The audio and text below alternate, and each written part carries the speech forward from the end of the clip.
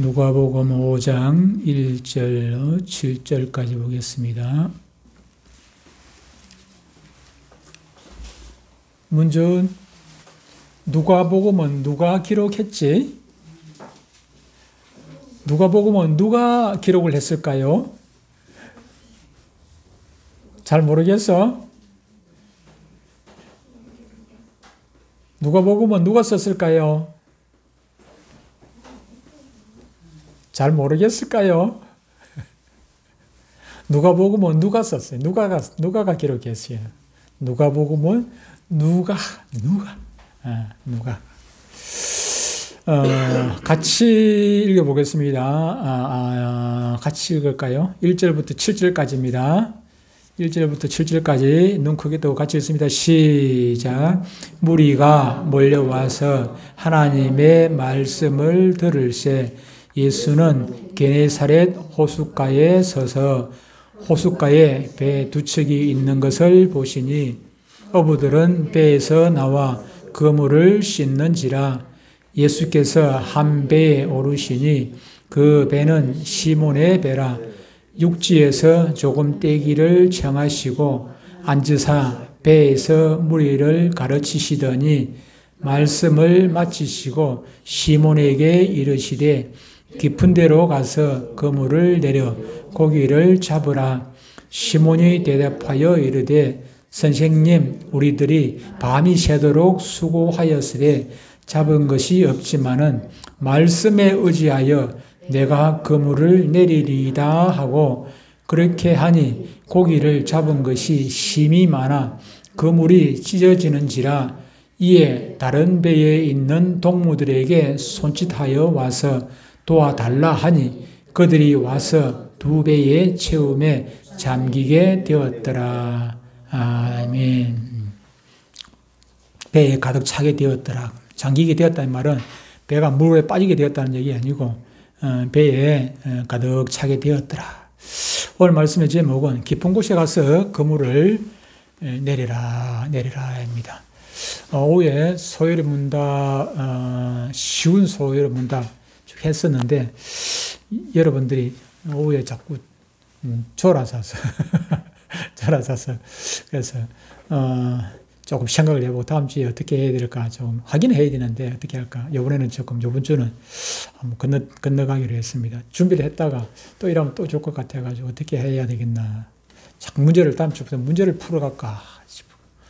다 공부를 좀 빨리 나가더라도 문제를 풀어나가고 설명은 좀 적게 하고, 설명하면은 문제를 풀어나갈 때는 안 좋은데 설명하면은 좋은 것 같아. 그래서 좀 다음 주에 좀 생각을 좀 해봐야 될 것 같아요. 예수님께서 그 초기 전도는 갈릴리부터 그렇게 시작이 되었는데 여러 회당과 갈릴리 바닷가에서 주로 이제 그렇게 활발하게 전도 활동을 그렇게 예수님께서는 하셨습니다. 어느 날 예수님께서는 게네사렛 호수라고 되어 있죠. 게네사렛 호수에서 이르게 되었는데 예수님은 늘 예수님 가는 곳마다 수많은 사람들이 그렇게 몰려오게 되지요. 예수님께서 바닷가에 갔었음에도 불구하고 또 여전히 많은 무리들 가운데 둘러싸이게 되었습니다. 그러다 보니까 효과적으로 전도하기 위해 가지고는 어떻게 되겠습니까? 배에 이제 올라와서 조금 높은 곳에서 설교를 해야 되지 않겠습니까? 마찬가지로 강단이 높은 이유가 제가 높은 자리에 앉고 싶어서가 아니라 강단이 조금 높게 만들어라는 것은 효과적으로 설교를 효과적으로 하기 위해 가지고 좀 높게 만들어라는 것이, 많이 높게 해놓으면 천장이 있어가지고 또 모양새가 그렇고 그러니까 적당히 높게 해놨는데 예수님께서도 모인 무리들에게 복음을 효과적으로 전도하기 위해 가지고 배에 오르셔서 그렇게 말씀을 전하게 되었던 것입니다. 베드로의 생애에 놀라운 변화를 가져온 사건이 바로 여기에서 생기게 된 것입니다. 예수님께서 베드로에게 찾아오신 때는 베드로가 어려움을 당한 그런 인생의 캄캄한 밤이었을 때 그렇게 예수님께서 베드로에게 찾아오셨던 것입니다. 베드로는 그의 직업이 무엇입니까? 어부지 않습니까? 그의 직업을 따라서 가족의 생계를 책임지고 있는, 고기를 잡아야 먹고 살 수 있는 자기만 먹고 사는 것이 아니라 온 가족을 책임져야 되지 않겠습니까? 그런 직업이 어부인 그런 사람이었기 때문에 그날 밤에도 고기 잡기 위해 가지고 밤새도록 그물을 내리고 또 내리고 여기 내리고 저기 내리고 고기가 있을 만한 그런 곳을 찾아서 그물을 그렇게 내렸습니다. 그러나 그는 그날 밤새도록 수고를 하긴 했는데 고기를 잡았다고 그랬습니까? 못 잡았다고 했습니까? 고기를 못 잡은 것입니다. 아무것도 없었습니다. 베드로는 날이 밝아오자 더 이상 고기를 잡을 힘도 없죠. 날이 밝아오면 고기가 또 움직여가지고 한 곳에 있는 것이 아니라 밤에는 고기가 옅은 물가에 있지만 밤 되면 또 깊은 곳으로 가버리면은 고기를 잡을 수가 없어요. 그래서 낮 되면은 그래서 아침에 아예 이제 고기 잡는 것을 포기를 하고 그물을 씻고 있는 것입니다. 그물을 씻을 때 얼마나 참 마음이 심란했겠습니까? 밤새도록 고기를 잡는다고 이렇게 내리고 저렇게 했는데 고기를 한 마리도 못 잡았을 때 얼마나 실망이 되어졌겠느냐 하는 것입니다.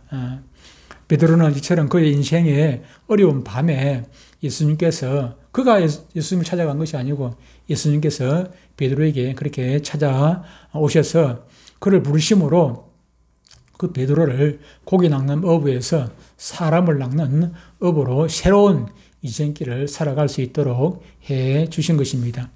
인생에 고난이 오는 것은 예수님을 만날 수 있는 절호의 기회가 되는 것입니다. 우리 석수가 저렇게 고난이죠. 석수가 고난이고 우리 석수 어머님도 석수 때문에 고난이고 힘들고 그런 것이죠. 그런 힘든 시기가 우리 가운데 누구나 있게 마련입니다. 그런 힘든 시기가 우리에게 있다는 것은 그런 때를 통해서 예수님을 만날 수 있는 절호의 기회가 된다는 것입니다. 늘 자주 말씀드리지만은 저의 이종 사촌 여동생 같은 경우도 죽음 앞에서 죽음보다도 더 절망적인 상황이 어디에 있겠습니까? 죽음보다 더 절망적인 상황은 우리 인생에는 없는 것입니다. 바로 죽음을 코앞에 두고 며칠 앞두고 그 극한적인 상황에서 예수님을 만나게 되었던 것을 제가 여러분들에게 전했지요.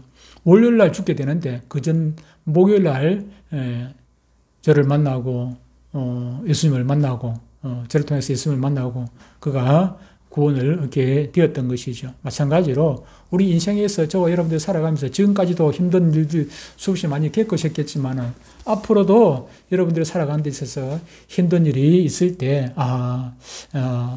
예수님께서 나에게 주신 메시지가 무엇인가를 생각하고 주님 앞에 무릎 꿇고 주님을 만날 수 있는 그런 고난의 일이에요. 만약에 매를 맞는데 고난이 왔는데 그럼에도 불구하고 주님을 만나지 못했다면 그 고난은 가치가 없는 정말로 쓸모없는 고난이 되겠지만 그러나 그 고난을 통해서 고난을 주신 주님의 그 이유를 주님의 사랑을 깨닫게 된다면 그 고난을 통해서 큰 유익을 얻게 되는 것이죠.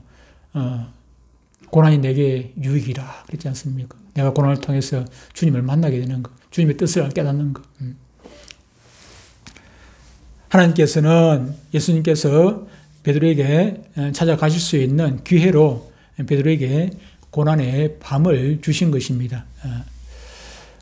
베드로는 그의 인생의 시련 속에서 예수님의 말씀을 들었습니다. 처음에 예수님은 물론 그 무리들에게 말씀을 가르치셨습니다. 그리고 몰려오는 그 무리들의 수요가 늘어나자 결국은 배에 오르신 것입니다. 이제 호숫가에 가에서 그물을 씻고 있던 베드로도 예수님의 말씀을 듣는 그 여러 많은 그 청중들 가운데 들어있게 되었습니다.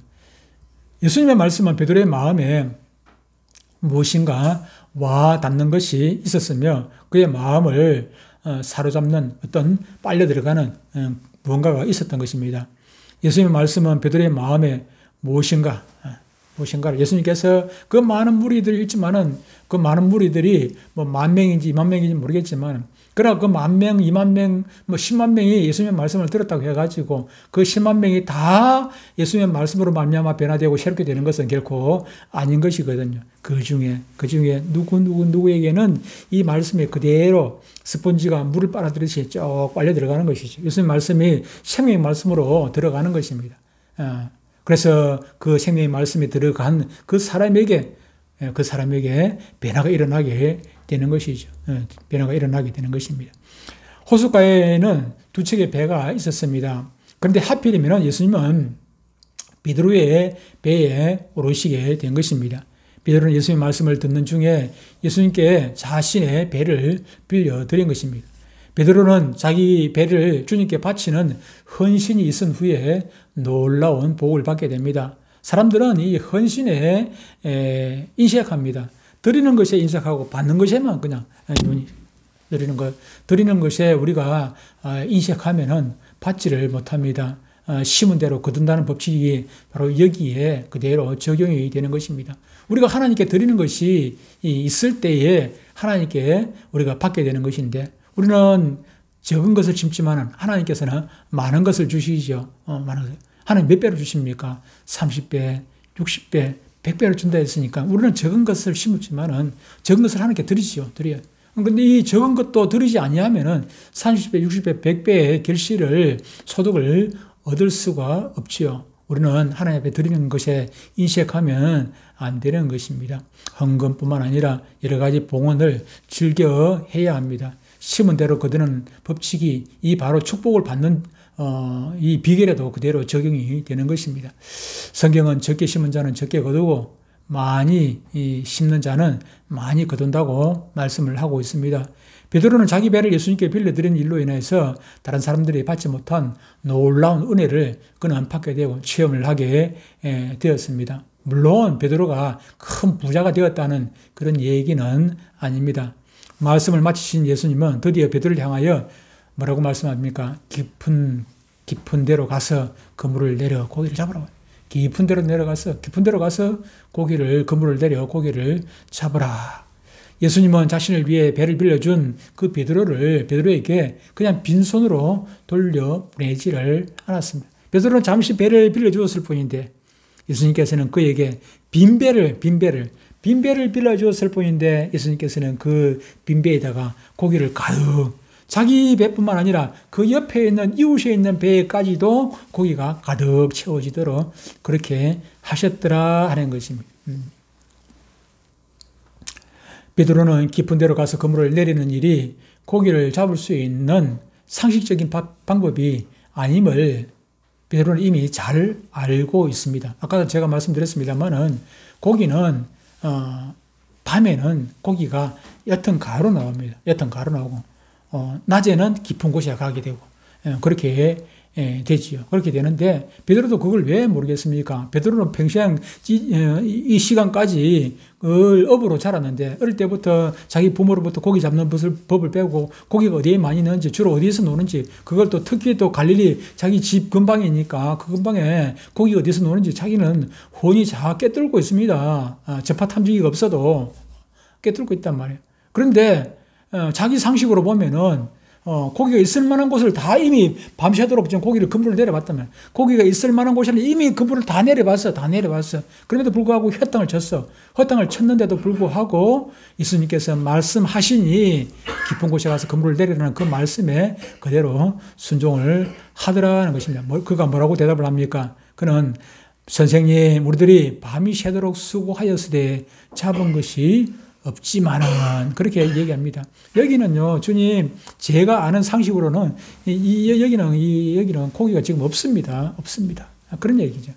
내가 여기에 고기가 없다는 것은 제가 잘 알지만은 그러나 주님께서 말씀하시니 제가 그물을 내리겠습니다. 베드로는 여기서 기로에 서게 되는 것입니다. 자신의 경험을 겁을 삼아서 주님의 말씀에 불순종할 것인지 아니면은 내 경험을 무시하고 내 경험은 아예 접어두고 그냥 주님의 말씀에 그대로 순종을 할 것인지 기로에 서 있었는데, 그런데 거기서 무엇을 선택하는 것입니까? 우리는 평생 주님 앞에 가는 그날까지 우리는 선택이 항상 우리 눈앞에 선택의 기로에 있습니다. 오늘도 내일도 우리가 예배 마치고 바깥에 나가면은 우리가 이걸 선택할 것인지 저걸 선택할 것인지 결정을 하게 되지 않습니까? 예배 시간에도 앉아가지고 내가 그냥 설교 말씀을 들을 것인지 잠을 잘 것인지 결정을 해야 돼. 결정을 한다. 우리는 죽을 때까지 늘 내 앞에서 옳고 그런 거, 왼쪽, 오른쪽 결정을 선택할 수 있는 선택을 바르게 해야 하는 것입니다. 베드로는 어떻게 선택을 하는 것입니까? 내 상식을 버려두고 주님의 말씀에 따를 것을 선택을 하는 것. 이건 상식적으로 말이 안 돼. 상식적으로 말이 안 돼. 그럼에도 불구하고 나는 주님의 말씀에 따르겠다. 왜? 내 상식적으로 해봤는데 그건 다 실패를 했거든. 실패를 했으니까 이제는 내 상식 접어들고 주님의 상식 따라 주님의 말씀대로 그냥 따르자는 것입니다. 인간의 생각으로는 어떻게 하든 고기가 잡힐 가능성이 전혀 없었던 것입니다. 많은 사람들은 이 같은 베드로의 생각에서 발을 멈추기 때문에 더 깊은 신령한 은혜를 받지 못하고 다시 없는 좋은 기회를 잃어버리게 되는 것입니다. 자기의 생각보다 말이 안 돼. 그게 아무리 뭐 성경이라 하지만은 하나님의 말씀이라고 얘기하지만 이거는 말도 안 되는 소리야. 나는 이걸 믿을 수가 없어. 따라갈 수가 없어. 그렇게 되면은 그에게는 이런 놀라운 복을 받을 수 있는 기회가 없게 되는 것이죠. 그런데 베드로는 말씀에 의지하여 내가 그물을 내리리이다 이렇게 말했습니다. 이런 베드로의 순종의 태도가 그로 하여금 놀라운 축복을 받게 된 동기가 된 것입니다. 사사기 17장 6절에 보면은 마지막 장인데 당시 이스라엘 백성들의 모습이 그들의 모습이 나오고 있습니다. 뭐라고 얘기합니까? 그들은 자기의 소견에 좋은 대로 행했더라. 자기의 소견대로. 주님의 하나님의 소원에 좋은 대로 하는 하나님 모습에 하나님 보시기에 좋은 대로 행한 것이 아니라 자기의 소견에 좋은 대로. 다시 말하면 주님의 판단 아니고 성경 말씀 이거 제끼두고 내가 판단해가지고 옳으면 하고 내가 그러니까 누굽니까? 오전에 얘기했다시피 누가 주인인가? 내가 주인이 주님이 주인이 아니고 우리가 주님 말은 주님 하지만은 내가 주인으로 살아가고 있는 것입니다. 사사기에 그때 당시에 이스라엘 사람들이. 그러나 신자라는 것은 주님 말씀 앞에 모든 것을 포기할 수 있어야 하는 것입니다. 내 상식뿐만 아니라 내가 죽음이 바로 코앞에 있다 할지라도 주님께서 가라 하면 그냥 가는 것입니다. 가야 되는 것. 그것이 우리 신자의 바른 모습인 것이죠. 그 말씀에 순종하는 길 외에 다른 것이 개입될 수 없는 것입니다. 베드로는 자신의 생애를 자기의 의지나 생각을 따른 것이 아니라 주님의 말씀을 그의 생활에 그대로 적용을 했던 것입니다. 이 같은 베드로의 순종에 즉각적인 응답이 나타났습니다. 그리 한즉 어떻게 됐습니까? 고기를 잡은 것이 심이 많아 그물이 찢어지는지라. 찢어지려면 막 여기서 저리서 막 찢어지려는 걸. 그걸 어떻게 하겠습니까? 그물을 억지로 끌어올릴 수가 없죠. 그래서 저 옆에 있던 동무의 배를 오라 해가지고 같이 그물을 같이 내려 같이 올리는 것이죠. 이것은 분명히 하나의 기적입니다. 누가 이런 기적을 체험할 수 있습니까? 누가 이런 기적을 내가 체험하고 그거 내 생활에 체험할 수 있느냐 그 말이에요. 말씀에 순종하는 자만. 순종하지 않냐고 그물을 내리라는데 그물을 안 내리고서 어떻게 그런 체험을 할 수가 있겠습니까? 우리 모두 내 생각대로 사는 것이 아니라 베드로처럼 말씀에 의지하는 삶으로 베드로의 그물이 풍성하게 된 것처럼 우리의 남은 삶이 영육간에 풍성해지는 그런 축복이 있기를 축원합니다. 베드로는 이처럼 많은 고기가 잡힌 일에 놀란 나머지 주님의 무릎 앞에 엎드렸습니다. 뭐라고 고백합니까? 주여 나를 떠나소서 나는 죄인이로소이다 라고 고백을 했습니다. 이 순간은 베드로의 심령이 깨어지는 순간입니다. 베드로가 새로운 그의 인생길을 출발하는 그런 순간입니다. 베드로의 옛사람이 죽고 베드로의 옛사람은 죽고 새 사람으로 그렇게 거듭나는 순간인 것입니다. 기적은 사람에게 믿음을 줍니다. 그러나 기적이 모든 사람에게 믿음을 주는 것은 결코 아니지요. 그 베드로의 그 기적을 베드로 혼자만 본 것이 아니지 않습니까? 많은 사람들이 그 앞에서 수많은 사람들이 그것을 눈으로 목격을 했습니다.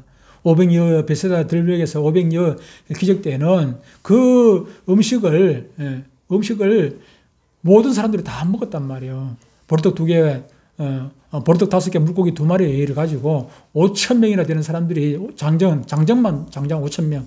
그러니까 한 2만 명이나 되는, 적어도 2만 명이나 되는 사람들이 그것을 먹고 그렇게 먹고도 12바구니를 거둘 정도로 그런 놀라운 이적들을 그들이 직접 체험을 하고 자기가 직접 고기도 먹고 떡도 먹고 했지 않습니까? 그럼에도 불구하고 그 사람들 다 예수 믿었습니까? 아닙니다. 예수님이 십자가 지실 때는요, 예수 믿는 사람들은 손가락 셀 만한, 셀 수도 있는, 손가락 셀 사람밖에 안 남았어요.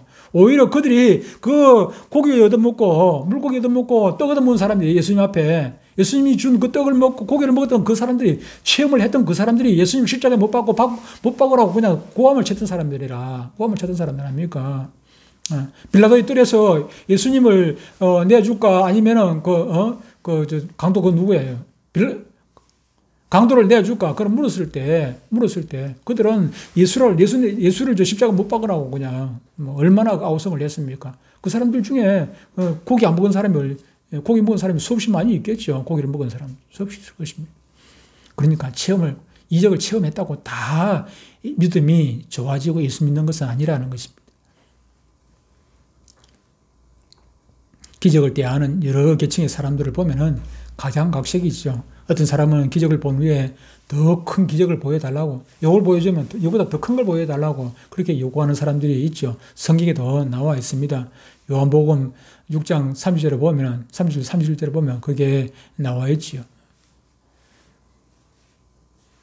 그들은 오병이어의 이적을 행하여 배불리 먹었습니다. 그런데 그들은 며칠이 못 되어서 예수님께 뭐라고 얘기합니까? 우리가 당신을 보고 믿도록 행하시는 표적이 무엇입니까? 그리고 하시는 일이 무엇입니까? 기록된 바 하늘에서 그들에게 떡을 주어 먹게 하였다 한것 같이 우리 조상들은 광야에서 만나를 먹었나이다. 광야에서 이스라엘 백성들이 애굽에서 나와가지고 가나안 땅으로 가는 그 광야 시절에 뭘 먹고 살았습니까? 그들이 농사 지어가지고 떡을 먹은 것이 아니라 하나님께서 내려주신 만나를 먹었단 말이에요. 만나를 모세 시대에. 그런 것처럼 지금 예수님도 지금 그런 기적을 우리에게 한번 베풀어 봐달라는 것입니다. 그렇다고 해가지고 그것이 그들에게 믿음이 됩니까? 예수님께서 그런 만나를 내려주는 그런 이적을 베푼다고 해가지고 그것이 다 그거 보고 다 예수 믿느냐 그 말입니다. 지금 가나안 땅으로 가던 그들이 다야 믿음이 좋았던 사람들입니까? 아니지 않습니까? 그들은 그 놀라운 이적들을 수없이 체험을 했지 않습니까? 애굽 땅에서 나올 때도 10가지 재앙을 자기들은 눈으로 봤어요. 그 놀라운 이적들이죠. 놀라운 이적들 아닙니까? 자기들 죽으면서 건졌습니다. 장자들이 죽는 그런 죽음에서도 건져 나오고, 자기들이 힘이 좋아가지고 애굽에서 나왔습니까? 하나님께서 다 해주신 거 아닙니까? 홍해바다 앞에 가려졌는데 그들이 홍해바다를 그냥 마른 땅처럼 건넜단 말이에요. 그런 이적을 체험하고도 그들이 또 배신하고 하나님을 불신하고 그렇게 하진 않았습니까? 예수님께 모세와 같은 방법으로 더욱 큰 이적을 보여달라고 요구를 한 것입니다. 예수님은 마태복음 12장 39절에서 이런 자들에게 뭐라고 대답을 합니까? 악하고 음란한 세대가 표적을 구하나 선지자 요나의 표적밖에 보일 표적이 없다. 그렇게 말씀을 하시면서 탄식을 하셨습니다. 표적이나 이적은 그들에게 믿음을 줄 수 있는 것이 아니기 때문에 예수님은 그들에게 절대로 다른 표적을 보이지 아니하셨던 것입니다. 또 어떤 사람은 기적을 보고도 의심함으로 불신에 빠지는 경우도 있습니다. 요한복음 9장에 보면은 나면서부터 소경된 한 청년의 눈을 뜨게 하셨을 때 이 사건을 둘러싸가지고 논쟁이 막 일어나게 됩니다. 논쟁이 일어나게 되죠. 이 기적을 확인하려는 서기관들이나 바리새인들은 소경이 되었던 그 청년이 눈을 뜬 것을 그들이 다 목격을 했단 말이에요. 목격을 하고. 자기가 눈을 뜬 게 예수님 때문에 눈을 뜨게 됐다는 것을 그 증언을 했고, 목격을 다 했지 않습니까? 그리고 그 부모의 말도, 들었음에도 불구하고 그것을 의심을 함으로 그들 스스로 정죄에 빠지게 된 것을 보게 됩니다. 그런데 베드로는 고기를 많이 잡게 된 기적을 통해서 놀라운 믿음을 소유하게 되었습니다. 그러면 베드로에게 믿음을 주고 그를 변화시킨 기적은 어떤 것입니까? 베드로는 친히 예수님의 말씀을 들었습니다. 깊은 데로 가서 그물을 내려 고기를 잡으라고 하신 것입니다. 베드로는 이 예수님의 말씀에 순종한 것입니다. 베드로가 체험한 기적은 자신의 순종에서 온 것입니다. 내가 순종했기 때문에, 베드로가 순종했기 때문에 그 기적을 체험할 수가 있었던 것이죠. 이처럼 오직 하나님의 말씀에 자신이 순종함으로 그 순종에서 나온 이적의 체험만이 베드로와 같은 믿음과 변화의 역사를 이루게 되는 것입니다. 내가 그것을 체험했을 때, 직접 순종해가지고 체험했을 때, 다른 사람이 한 것을 간접적으로 체험하는 것이 아니라 자기가 직접 순종하고 체험했을 때 놀라운 그런 믿음을 소유하게 되는 것이죠. 베드로의 변화는 그의 고백에서 나타납니다. 주여 나를 떠나소서 나는 죄인으로소이다 라고 한 베드로의 고백은 그리스도로 말미암아 변화받은 모든 사람들의 고백이 되어야 합니다. 베드로는 주님을 향하여 자기를 떠나달라고 호소를 했습니다. 자신의 죄를 바라볼 때, 자신과 예수님과 비교해 볼 때, 자신은 주님 앞에 도저히 설 수 없는 그런 존재라는 것입니다. 자신의 비참한 모습을, 비참한, 가난하고 어부라서 그런 얘기가 아니지 않습니까? 그러고 따지면 예수님은 목수였어요. 그러니까 그것 때문에 나를 떠나서서 한 것이 아닙니다. 거기서 예수님을 바로 알아본 것이죠. 메시아 되신 예수님, 하나님의 아들 되신 예수님을 바라보고 자신은 죄인인 그 모습을 바라보고 이것을 바로 깨달을 때, 알았을 때 주님 앞에 그는 무릎을 꿇을 수밖에 없고 감히 주님 앞에 설 수 없다는 것을 깨달았기 때문에 주님 나를 떠나소서 그렇게 고백했던 것 아니겠습니까?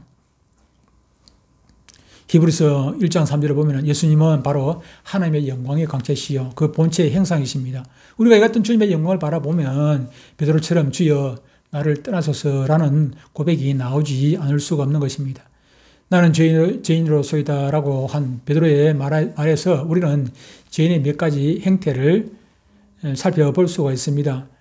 첫째는 죄인이라고 불리는 죄인이 있습니다. 이 죄인은 아담의 혈통적인 자손으로 이에 대해서 죄의 삭선 사망이라고 말씀을 하고 있습니다. 이런 죄인들은 소망이 없지요. 그런데 예수님께서 찾은 죄인이 있습니다. 이들은 주님께서 보면 이런 양입니다. 저와 여러분들이 이런 양.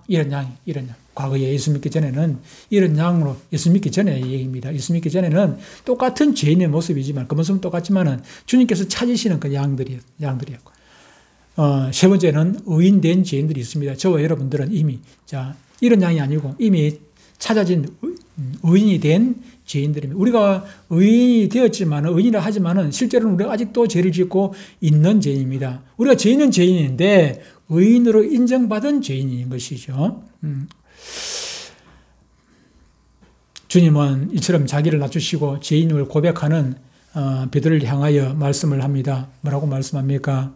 무서워하지 말라. 이제 후로는 네가 사람을 낚는 어부가 되리라. 그렇게 말씀을 하십니다. 이제 후로는 네가 사람을 취해라. 지금까지는 고기 잡는다 그렇게 했지만 이제부터는 사람을 낚게 될 것이다. 베드로의 생애는 과연 주님의 이 소명의 말씀처럼 사람을 낚는 어부로서의 사명을 이루게 되었던 것입니다. 신자와 불신자는 하나님의 말씀을 의지하는가 아니면 세상적인 자기 상식을 그대로 따르는가 하는 그 차이입니다. 저와 여러분들이 교회 문 밖에 나와가지고 여러분들이 오늘 교회에 나와가지고 예배 드렸기 때문에 신자가 아니라 믿을 신자 아닙니까? 신자 여러분들이 과연 신자라면은 저 교회 문 밖에 나가서도 주님의 말씀을 믿고, 베드로가 주님의 말씀을 믿고 따랐지 않습니까? 저 문 밖에 나가서도 주님의 말씀을 믿고 그대로 따라 나갈 때 여러분들은 신자가 되는 것이고, 오늘 아무리 이 한 시간 아침부터 여기까지 교회에서 머물렀다 할지라도 저 문 밖에 나가가지고 주님의 말씀을 무시하고 내 상식대로 내 의지대로 간다면은 여러분들은 무늬만 신자인 것이고 실제로는 신자가 아닌 것입니다. 여러분들이 신자가 되고 안 되고는 여러분들의 행위에 달려 있습니다. 베드로처럼 주님의 말씀에 순종하고 신자로서 살 것인지, 아니면은 주의 말씀을 부정하고 내가 주인이 돼서 내 상식대로 삶으로 불신자의 모습으로 살아갈 것인지, 여러분들의 삶이 여러분들의 행위로 결정이 되어진다는 것을 기억하고, 바라건대 이번 한 주간도 여러분들이 어디서 무엇을 하든지 늘 주의 말씀을 기억하고 주님께서 원하시는 대로 말씀하신 대로 그대로 순종하고 따름으로 말미암아 바른 신자의 삶을 사시기를 주님 축복합니다. 하나님 아버지,